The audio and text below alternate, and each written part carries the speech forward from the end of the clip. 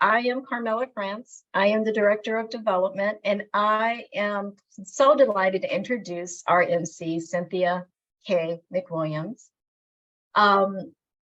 Cynthia has been she is an actress, and she has been a passionate advocate of Door of Hope since 2020. You can check her out on several programs, including The Real Husbands of Hollywood, Bosch, and opposite Samuel Jackson on a drama series on Apple TV. It's been my total joy getting to know her, and I am so glad she's here. So without further ado, Cynthia, take it away. Sure thing. Thank you, Carmela. Good evening, everybody. I know that there's already just a whole bunch of people here. I'm so excited for all the other folks that are going to be joining us soon. It's so wonderful to be with you guys. As Carmela mentioned, my name is Cynthia McWilliams, and this is my second time hosting a Door of Hope event. The last time we were at a very big, lovely outdoor party. It was a good time. This time I get to be in the comfort of my home, which means I'm not wearing pants. I'm kidding, I'm wearing pants, but they're very casual pants. I love hosting Door of Hope events, and I love Door of Hope in general. I'm inspired by the healing that this organization provides. The promise that even in life's most impossible situations, there is hope. I actually love the word hope. My church, my church that got me involved with Door of Hope, that introduced me to Door of Hope, is called Hope's House. So I really love the word hope. I am an advocate for Door of Hope's work, in part because of my own personal connection to the issue of homelessness. It's story time, guys. I'm going to tell you a little story. After college, I moved from Chicago to Los Angeles with my big dream of being an actress. I got off the plane and I said, "Hollywood, I'm here." But Hollywood was not impressed. It took me a very long time to get any traction in the city. And while I was here during that time, it was a lot of time being spent and money being spent, but no money being made. But I did begin living the dream. I was auditioning for jobs and making my entrance into the industry. I had a life here, an apartment and a car, which my parents actually drove out to me all the way from Kansas City, Kansas to give to me. They went from a 2-car household to sharing 1 car as a sacrifice to support my dream. But then things started to shift for me here in LA. I started seeing a lot more closed doors, and things became increasingly difficult and unstable. I didn't have consistent work. I hadn't booked my big gig, and I lost my apartment. So I was living in my car, somewhere between my car and my friends' couches. I was trying desperately to make it work, and then I lost the little bit of home that I did have when I crashed my car. It was taken from me after I got into that accident because it was completely totaled. I couldn't afford to get it fixed. I couldn't afford to get it out of the tow yard. So this wonderful, generous gift that my parents had given me just turned into a ball of metal somewhere in Burbank. And I couldn't believe it, but I looked up and suddenly I was homeless. I could not believe how fast it all happened. 1 month, everything was full of hope. And the next, work had dried up, my savings were gone, I couldn't pay rent, living in my car, feeling desperate and hopeless. And that is the domino effect that's leaving hundreds of people every day in LA County to fall into homelessness. The line is incredibly thin between struggling yet managing life's challenges to having everything collapse under the weight of those challenges. And the only difference between my story and that chronically homeless person on the street or wherever who's been sleeping there for years or trying to find resources is that resources. I had friends whose couches I could crash on. I had parents who ultimately I could call. I was scared to call. I was ashamed to call because they had given up so much for me. I didn't want to admit that I had failed. But when I had to, I could. But that's not the case for everyone. For too many, the dominoes start to fall one after another, and there's no way to catch them. But that's why we're here tonight. If we can start to catch those dominoes early and pick up the pieces before they start to tumble, we can not only end homelessness by providing shelter, but we can actually prevent homelessness before it happens. And that's why this night, the power of prevention is so exciting, because too often the problem feels so big, so insurmountable, but that's why we're here to do something about it beforehand. So without further ado, I would now like to turn it over to the executive director, my personal superstar, the executive director of Door of Hope, and my friend, Megan Katerjian. Thank you so much, Cynthia. I have loved getting to know you through this journey, and I love how God is using your story to shed some light on how thin that line is between homelessness and home. Really grateful for your partnership, and I want to join you in welcoming everyone here tonight. As Cynthia said, tonight is about the power of prevention. And it's a power that we need to seize upon if we are ever going to make a dent in the enormous and growing homelessness crisis. According to last year's homeless count, there are nearly 70,000 people experiencing homelessness. And that number keeps increasing. It's shot up 17% since 2019. And sadly, children and parents are at greatest risk, because over that same time period, family homelessness increased by 26%. Now, for a crisis of this magnitude, we need all kinds of interventions: street outreach, emergency shelters, transitional housing like Door of Hope provides, affordable housing. But what we need more than any of these things is prevention. And here's why. More people are falling into homelessness every day than overcoming it. And that number of new people losing their homes every day is quite likely going to grow, because just 4 weeks ago, March 31st, all COVID-19 protections have ended. And housing experts are predicting a dramatic increase in evictions this year. If we don't intervene now to stop new people from falling into the system, those homeless count numbers are going to keep growing and growing, no matter how much street outreach or emergency shelter or affordable housing we can provide. But there's so much more at stake than just numbers on this year's homeless count, because every new number represents unimaginable heartbreak and loss. Especially for families with young children, the trauma of homelessness is so much bigger than the loss of an address. It's the stripping away of everything familiar: a safe place with a warm bed, snacks in the fridge, neighborhood friends, local schools. And I think no one can help us understand that pain that we can prevent better than a homeless family who has been evicted. This is Erica's story. Life before homelessness was what most people would consider normal. My husband went to work every day. I went to work.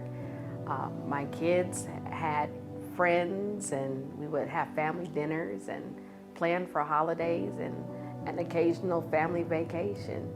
I'll never forget the day the sheriffs came. It was the day before Thanksgiving, and I had contemplated going grocery shopping for our Thanksgiving meal, knowing that any day now the sheriffs would come and we would get that knock on the door. And they came the day before Thanksgiving as I was sitting at the table doing schoolwork with my children. Confused and scared, I told my children to grab their most favorite things. I grabbed my work clothes, and we were ushered out of our home with nowhere to go. I was working at Pepperdine at the time, and we were getting ready to shut down for Thanksgiving holiday, and all of my coworkers were hugging each other and wishing each other a happy Thanksgiving and discussing their plans. And one of my coworkers asked me what were my plans for Thanksgiving, and trying to hold back tears, I just shrugged my shoulders and told him I didn't know what I was going to do for Thanksgiving. He asked if he could walk me to my car, and I politely refused. And when I arrived to my car, I began to sob because I had nowhere to go. So what happens when you have no place to come home to? What happens to your kids? What happens to your job? What happens with your family? Well, Erica and her family came to Door of Hope in 2018, homeless, sleeping in their car, and seeking shelter. And at the time, we didn't yet have a homelessness prevention program. And when I heard her story, I remember thinking, what if Erica's family had received the help they needed before they lost their home? Well, that question inspired the piloting of a homelessness prevention program that very same year. And today, I am thrilled to say that it is our biggest program, serving over half the families from Door of Hope last year. Spurred on by the pandemic and the increased demand, this program has grown as the need has grown. We've hired more staff, moved into our community center where we meet with the prevention clients.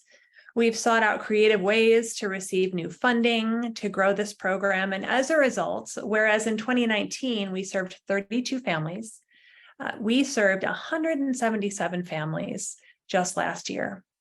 So what accounts for this growth and this impact? Well, I'd like to say it's the power of prevention. It's a unique and innovative kind of power that's grounded in 3 strategies: the power of home, the power of healing, and the power of community.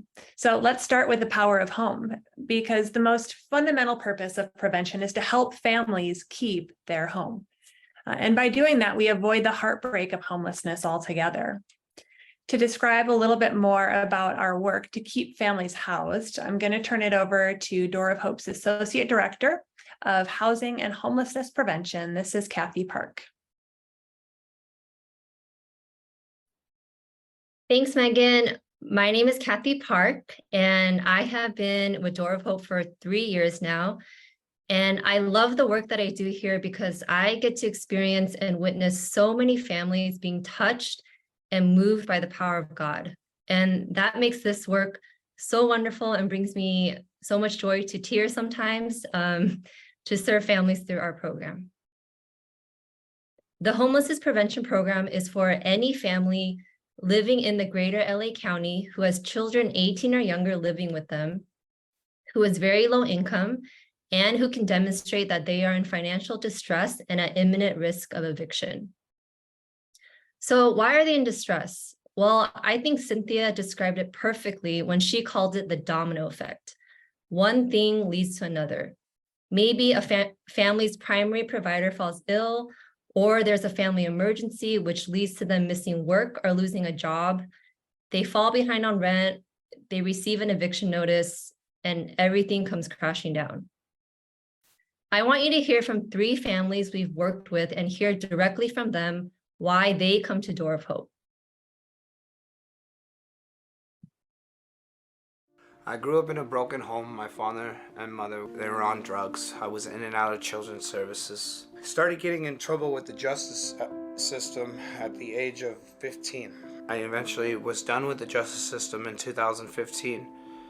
And when I was released, I have full custody of my kids. I gained full custody of my kids, single father. I have been through the ringer and I'm surviving it.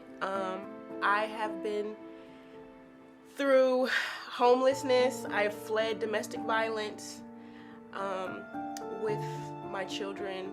I ended up getting an apartment and maintaining some level of stability. It was an ongoing situation with my estranged husband.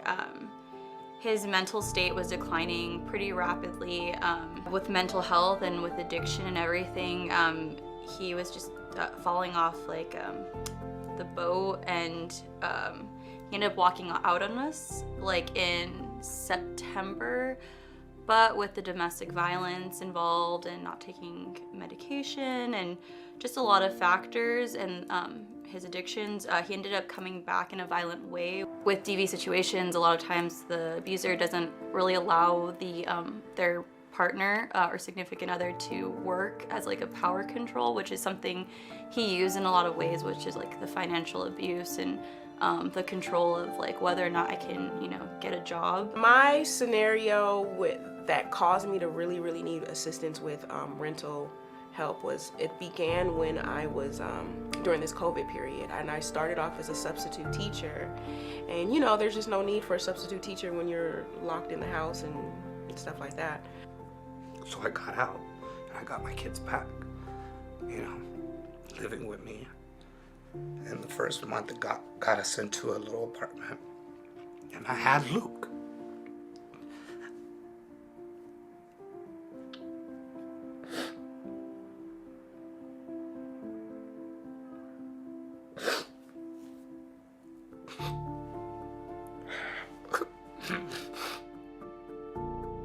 COVID hit,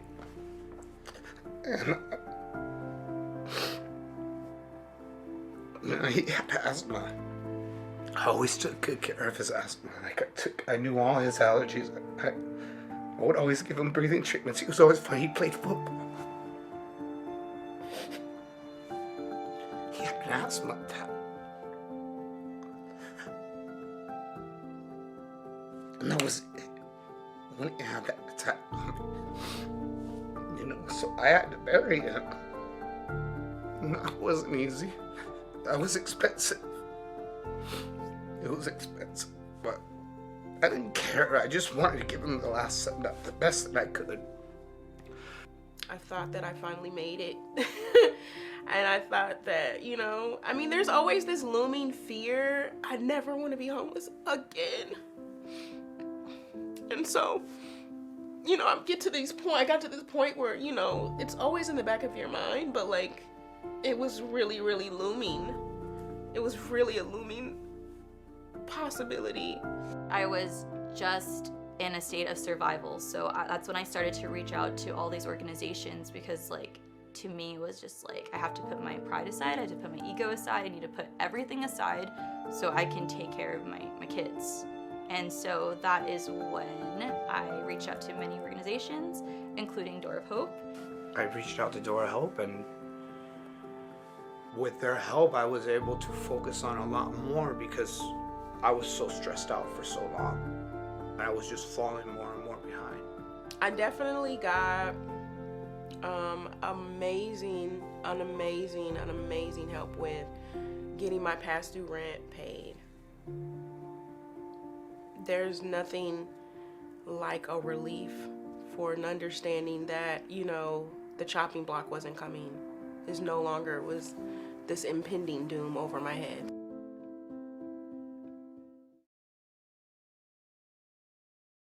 So as you just heard, the situations that lead families to Door of Hope are heartbreaking, and they're all different, but the need for intervention is the same. At the most basic level, our prevention program is designed to ensure that families can keep their homes and maintain healthy relationships with their landlords to minimize the risk of future eviction. We do that by working with their landlords to negotiate back rent payment and halt eviction proceedings. And then we offer 2 months of rental assistance paid directly to each landlord. And that is significantly more cost-effective than housing families who are already homeless. So we can prevent homelessness for about $5,000 per family, but sheltering and then rehousing a family costs over $25,000. And the cost to society for a family on the street, whether it's hospitalization, police intervention, or emergency services, it's over $128,000. So keeping families in their homes through prevention is both cost-effective and incredibly successful. 96% of the families who complete this program are still housed 1 year later, and that's the power of home. But the power of prevention is more than rental assistance. It's also about the power of healing, financial, emotional, and spiritual through holistic services. And that kind of attention to a family's holistic needs is truly unique. Most prevention programs focus either on rental assistance without supportive services or legal services once the eviction process has started. But Door of Hope's program offers so much more. Case management, emotional support, one-on-one financial coaching with a financial planner, and career development services. Let's hear more from clients about the holistic services they received. Much more than money came out of Door of Hope. A lot of resources came from Door of Hope, you know, that kept me going. After getting the help with rent, I want to sustain being able to pay rent. So I wanted to get a job. And so we ended up going from the financial counseling to resume building. They really buckled me down and they were like, what are your worries and what are your fears? What is holding you back? And then I explained to them everything that was going on with the child support, with the history, the criminal history, and what I wanted to do. I wanted to become a contractor. I decided that I wanted to do something else that would be stabilizing for my family and for me to be available for my children, and that's midwifery. So I'm in midwifery school, and I'm also working as a perinatal professional. I wanted to do the internship because it's been many moons since I've actually worked in an office setting. I've done a lot of volunteer work, and I really wanted to dive in and go against my comfort zone, which is being in office. It led me to Googling where a contractor state board office is, and I found one in Norwalk. And I drove over there and I asked them, what do I need to do to get my contractor's license? And can my criminal history hold me back? And then that's when she was like, no, your criminal history won't hold you back. They got me fired up. But most of the footwork really happened from me. And it happened because they helped me. They paid my rent. I was able to think. I was able to get focused. I was able to just put one foot in front of the other. We worked on development of what I'm working on. And that is the most valuable thing to me. And I've never experienced that. I really expected to go through the wheel and just do whatever I'm told so I can move on and go back to what I planned on doing. And so I don't have to do that. I didn't have to do that. I'm not doing that. And Peggy's checking on me. And I'm not, like I said, I'm not even in the program anymore. And Peggy's checking on me and encouraging me on where it is that I'm trying to go. And so, yeah, that's valuable. I would love to see Door of Hope thrive and help many more families who are in my position. I really think that this can reach a lot of people. It can help a lot of broken people and people that can't see 2 steps ahead of them because they're in they're in the storm at the time. If it weren't for Door of Hope, I know that the last month or the month before that, I would be facing eviction and there would be no progress. And I know that there's something that happens when you have faith in God, and Door of Hope was that lifeline that I needed to continue stability for my family. Well, I hope you were as encouraged by some of those stories as I was. Kathy, thank you for your incredible work with Scott and Jezreel and Jackie and so many other families. I've been thinking about this power to heal through the holistic services you offer, through a team always ready to pray with our clients. And this verse from Isaiah has been coming to mind, Isaiah 40:29, and it says this, God gives strength to the weary and increases the power of the weak. Many of you, if you RSVP'd early enough, received a little magnet in the mail with that verse on it, but I'll read it again. God gives strength to the weary and increases the power of the weak. We talk a lot at Door of Hope about empowerment. It's in our mission statement. It's in our core values. It means doing with, not doing for. It means nurturing a parent's own God-given strengths and making sure that when families leave our program, they are empowered with the tools they need for their long-term success. But as I have heard Scott and Jezreel and Jackie articulate what this empowerment has really meant for them and their sense of worth and purpose and hope, I've realized what God is actually inviting us into. These are not just services. They are tangible ways to share the love of God, a God who gives strength to the weary and increases the power of the weak, a God who is working through these holistic services, and a God who is working through you to bring about transformative change. That's the real power of prevention. And I can think of no one better to talk about that power than Jackie. You've already met her by video, but we also invited her here live to share a bit more. So, hi everyone. I'm so happy to be here with all of you this evening to celebrate the power of prevention. So thank you so much for having me. So the one major thing that stood out for me with Door of Hope was when I was in the midst of extreme hardship, I was directed to many organizations, but every single one of them needed an eviction notice from me, or should I say, from my landlord, right? So imagine being thrown into the position of being a newly single parent with like 5 small children, and our major financial support system, like he just exited the building. It was absolutely horrifying to say the least, but God is so good, and his timing is always on point. So God opened a door for me, and in walks in, drum roll, the Door of Hope. So the case manager on the other end was like, hey, we got you and we're here to help. So I sent over my paperwork, and here I am in my home 6 months later, talking to all of you like right now. So Door of Hope offered me more than like rental assistance. My case manager, Peggy, which I love her so much, we both started to work on a series of financial literacy sessions. So I felt like a baby needing to relearn this thing called life, right? But in the middle of our sessions, we thought, hey, like, let's focus on resume building instead. Like, since my main goal was to sustain living in my home, I wanted to get back to work like immediately. So an internship opened up in the middle of our session. I told God, I was like, hey, if you want me to be here, I need you to make a way, Dad. Like, I need you to make a way. So Peggy and I worked on my resume.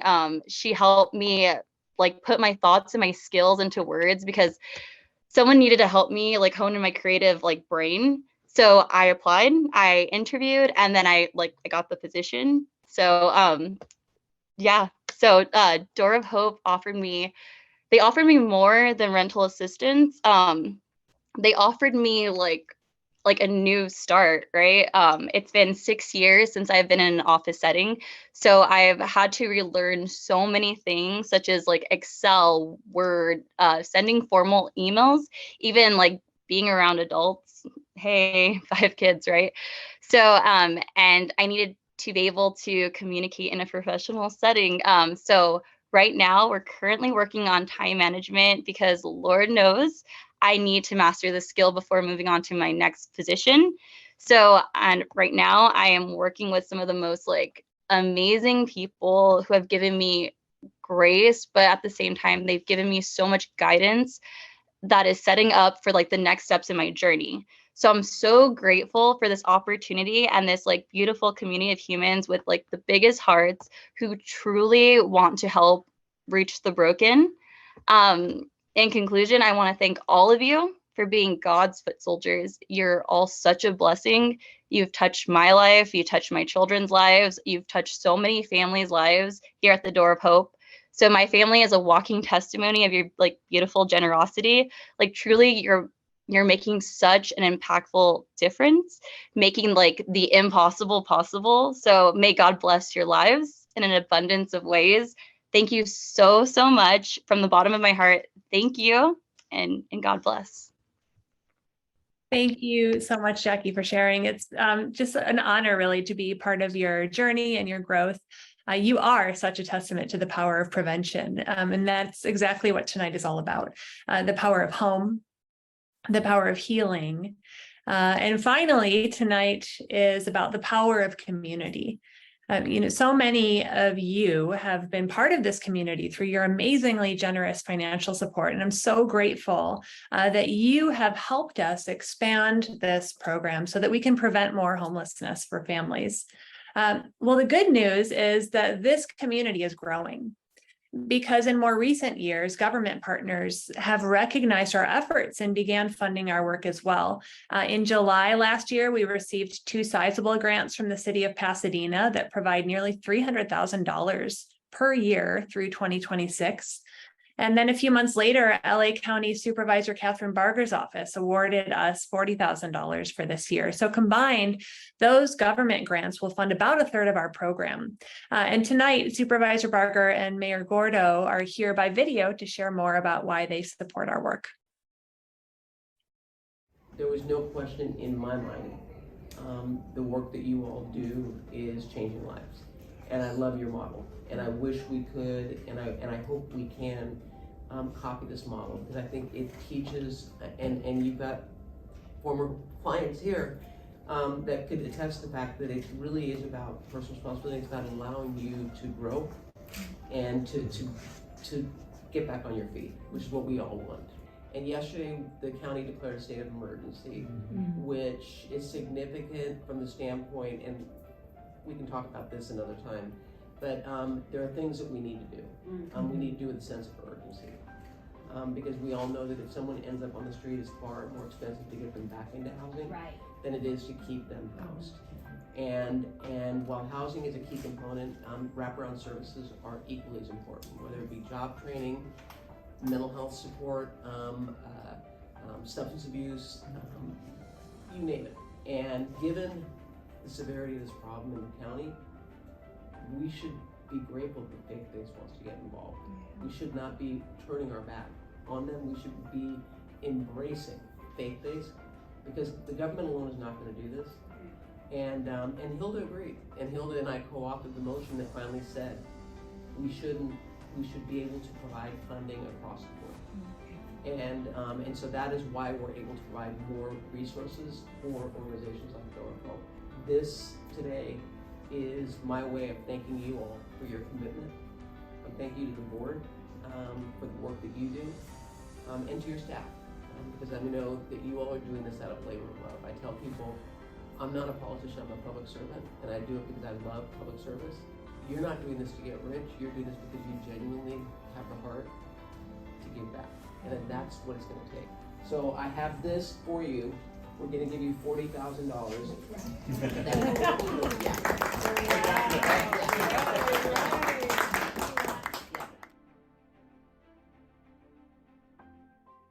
Good evening, everyone. My name is Victor Gordlow, and I have the tremendous honor and privilege of serving as mayor of the city of Pasadena, your mayor. And I'm here today to do two things. One, thank Door of Hope for their service in my city council district. As I served as a city councilman for nearly 20 years, I observed and counted on Door of Hope to help my constituents in District 5. Now as mayor, I'm proud that Door of Hope in the city of Pasadena and the County of Los Angeles are partnering to assist families who are facing housing insecurity. Already the city of Pasadena has presented and provided a family homeless challenge grant, a homeless housing assistance and prevention grant, and those dollars we're hoping, we know will serve families in Pasadena and families beyond Pasadena. So now I'm reaching out to you to say, join our partnership, be a part of helping families facing these challenges in life and housing insecurity. I ask you to help us help others and join the City of Pasadena, the County of Los Angeles, and Door of Hope. Already, this program is growing. With your help, we'll grow it even more and help more families. Well, this government funding has been game-changing for us. We have been able to scale and grow as a result. But we've also learned that we need a combination of public and private support to make this work possible. That public support makes us sustainable, but the private support is what makes us agile. We can act fast when we need to because we aren't limited by bureaucratic red tape. This means that we can issue rent checks within days or, if necessary, hours of taking on a new client. We can treat each family as a unique case, and we can keep offering those robust and Christ-centered supportive services that have a lasting impact. And the impact of that agility is undeniable. We now have 4 years worth of data, and every year shows that the impact of this program is life-changing. The power of prevention works. And so our goal tonight is to increase that power to reach more families, because every month we receive between 50 and 80 inquiries from families who need us, but we can only say yes to about 15 of those families. This program is so desperately needed, and that's why we want to increase the number of families we can serve every year by at least 10%. Already, we are serving 5 times more families than before the pandemic, but your support tonight will help us keep growing so that we can prevent homelessness for 200 families this year. So, to tell us how you can make that possible, I'm going to turn it back over to our MC and my friend, Cynthia Kaye McWilliams. Thank you so much, Megan. Guys, I'm so excited. I'm excited to be here, but I'm so excited right now because, as we say at my church, it's giving time. Okay? This is the time when I get most excited because this is when we can stop sitting on the sidelines and we can get involved. Okay? So I want to talk to you about what you can give, how you can give, and what that dollar is going to do. All right? Hardcore numbers. As we mentioned earlier, it takes $5,000 to prevent homelessness for one family. Imagine the actual family, these people that you just saw on this video, the people that you see on the street, the people that you may know that are in hard times or following on hard times. Do not think of this as a vague number or a vague family. It's a specific number. 5,000 is what it'll take to save a family, to keep them housed. That's a small fraction in comparison to the alternatives, as they were talking about in the videos. It's $5,000 to keep someone in their house, but once they get out of the house, then we have to spend more money to get them re-sheltered. And the cost that it puts on society is on average $128,000, but really the cost on society is immeasurable because of the weight that it puts on our heart, the way that it disconnects us, the walls that it puts up between us. So this is so much more than just the value of a dollar. It's also the value of, as Megan said, community. So let's talk about these $5,000, how it breaks down and how you can build your community and help a family stay housed. $200 within that $5,000 will go to support groups. That helps for within the families that are being helped to allow them to talk to and deal with and work with other people going through the same thing. Landlord remediation costs, which you saw how effective that is, how important it is in getting people, getting these people help to be able to negotiate on their behalf with landlords, keeping them in their apartments and their homes. $400 will go to that. $1,000 goes to case management costs to get qualified people, these wonderful souls that work with Door of Hope, to be working with our clients to help them get into the program, stay in the program, and go out of the program successful. Rental assistance costs can go up to $3,400. So $3,400 will go to rental assistance, the direct, tangible dollars to help people. Like, I just loved hearing that father talk about how having that money, what it allowed him was the chance to breathe, to think. And with that time, look at what people are able to do, to be able to come up with new life plans, to be able to spend time with their families, to be able to deal with their personal health, with their mental health, to come up with strategies, new careers, new life skills. How exciting is that? And all it takes is a little bit of help. And here's some other good news. They've already got some government grants that are going to cover 1/3 of the homelessness prevention program in 2023. So Door of Hope is not doing this on their own. They've already partnered up with the government. You saw that. Way to go, government. Sometimes you come through. And the foundation funding will cover another 1/3. So that means 2/3. That is a big, healthy chunk of the homelessness prevention program is already funded. So once again, all we're looking for is a little bit of help. And we need your help raising that last 1/3. We're looking tonight to raise $330,000 so that we can prevent 200 families from falling into homelessness this year. That is a huge number. And I'm not talking about the huge dollar amount. I'm talking about a huge number of families and people and lives that we can change. I am always astounded by the generosity of the folks who support Door of Hope and the surprising number of people that pop up and get excited and become new donors. I know when I first got involved, I was immediately so excited to come in and put my hand up in the air. We're going to do that in a second too. I'm going to let you put your virtual hands in the air to say, I want to be a part of this. And I'm so glad that I have. I've pledged over the past 3 years, I pledged $10,000 a year. I look forward to continuing to pledge. I'm very excited, but it does not matter the dollar amount. We are asking tonight, our big ask is that you cover the entire cost for one family at $5,000. But you can also help fund any one of those services that we mentioned for landlord remediation, for counseling, for support groups, any one of those. You could also give money, and that will help to support with a smaller gift as well.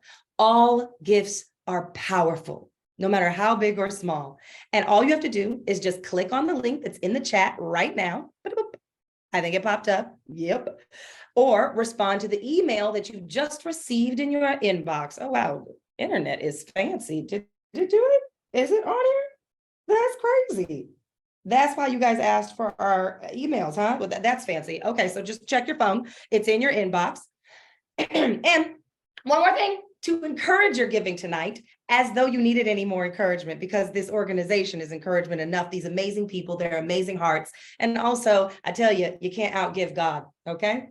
But if you needed a little more encouragement, 2 lead donors have put up a $1 for $1 matching challenge. I love a challenge.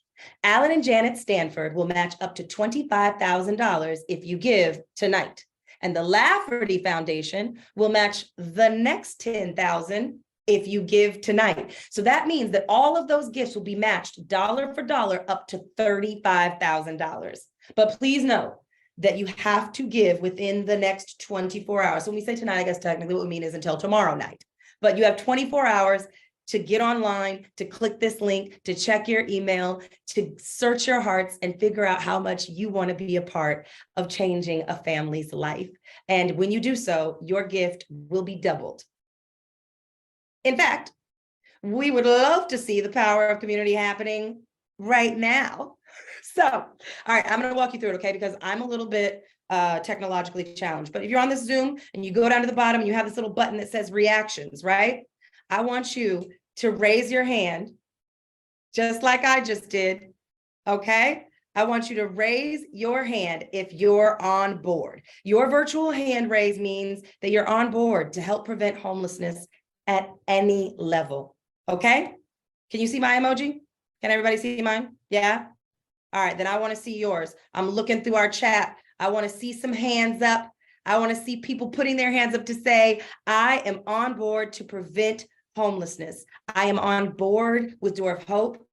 I stand with them and I stand with these families, and I want to see more people staying in their homes, more people being housed again, more people staying with their children, more people being able to overcome and break cycles, more people being able to find new careers and directions and dreams, more people being able to breathe, more people being able to come out from under the weight of pressures and have a chance to live their best life. Okay, I'm seeing hands. Thank you. I love it. Yes. Okay, Emily, Wendy, Eva, Clifford, Susan, I got you. I'm excited. I can't go with everybody. I'll be here all day. It looks like you guys are all on board. I'm so excited. I love it. All right. Well, as people are praying, searching their hearts about how they'll respond and showing their support through that virtual hand raise, I just want to share with you just a little bit, one last word, a personal word about what your support means through the words of these 3 families that you've heard from tonight. That feeling when you feel like you have no one and you get that reaching hand is the best feeling in the world. I just want to thank everyone out there, everyone who's given anything to Door of Hope. Like, I want you to know that you have touched my family in more ways than you'll ever know. That person that reached out and the generosity that God placed on their heart needs to understand that it wasn't in vain.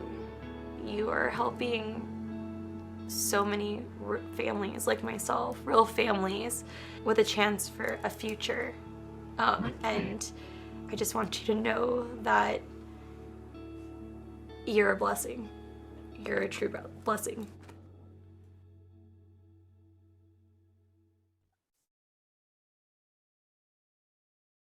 Thank you. Thank you so much. I'm so grateful for those families, for their vulnerability, for their willingness to share their story. I'm thankful to Door of Hope, Carmela, Megan, everyone working at Door of Hope. Thank you so much for all of the work that you do. And thank you to everybody who's logged into this Zoom tonight. Thank you to you for also not just the money you're going to give, but also all the people who you go and talk to about what you learned tonight. Or your continued participation. And I hope that your excitement can continue to galvanize this movement to, as Megan said, what I would love to see is that if we're getting 50 to 80 calls from families about needing help, 50 to 80 people needing that help, I hope and I pray that we get to a place where we're able to say yes to every single one of them. I want to be able to give at that level. And I know that Door of Hope can meet that challenge. What I know for sure is you cannot outgive God. God has been such a blessing to us in so many ways. And even in our darkest and lowest times, the fact that we are here means that God showed up and we have an opportunity and a chance to show up as well.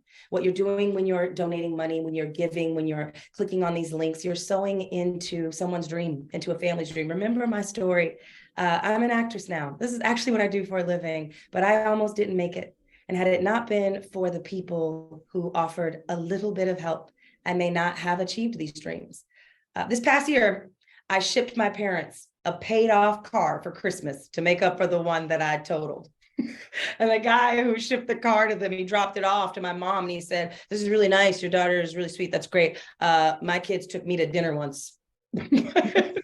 I was really touched though by the fact that I was able to do that. But that really was just, it was the smallest bit of something I could do to say thank you to my parents for the way that they supported my dream. My dream was to be an actor. That's it. You could be sewing into someone's way bigger dream. You could be sewing into a doctor. You could be sewing into another politician who could change some of the laws and the ways in which we are struggling and the reasons why homelessness is an issue. You could be changing who knows what. But what we know you're doing is keeping a family together. And if you do it tonight, don't forget, your generosity will be multiplied. And just know that no matter how much you give, with Door of Hope, you can be certain that it is going where it's supposed to go and doing everything that it should. Thank you so much for allowing me to be a part of this. I love you guys so much. And I hope you continue to pray and search your hearts tonight. And I thank you for your presence.